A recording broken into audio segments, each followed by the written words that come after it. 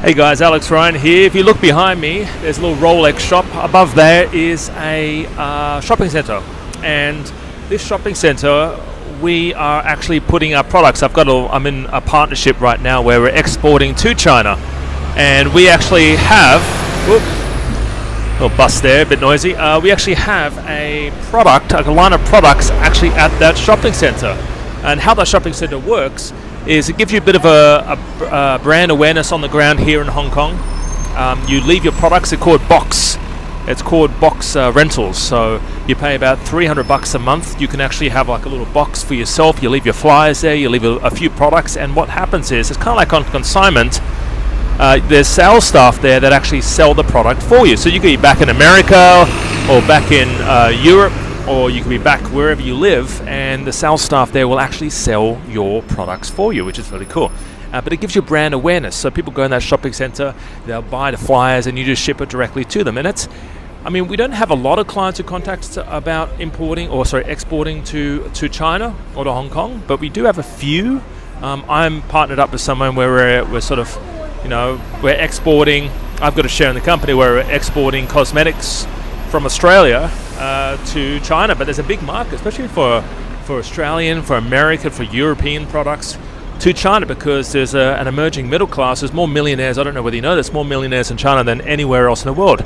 There's actually more billionaires in China than anywhere else in the world. So there's a massive emerging market. Everyone's earning a little bit more money now, and there's more Gucci handbag stores and more five-star hotels like the Sofitels and the Pullmans. They're all based here. The Sheratons are all based here because people here are spending money.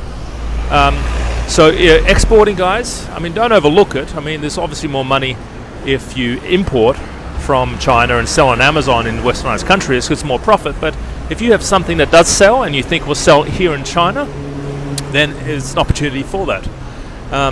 I know there's a big market here for cleanliness. So wine, one of my clients is importing, believe it or not, oxygen, like cleaning masks, oxygen tanks, all that kind of stuff. Fresheners, cosmetics. You've got, what was it?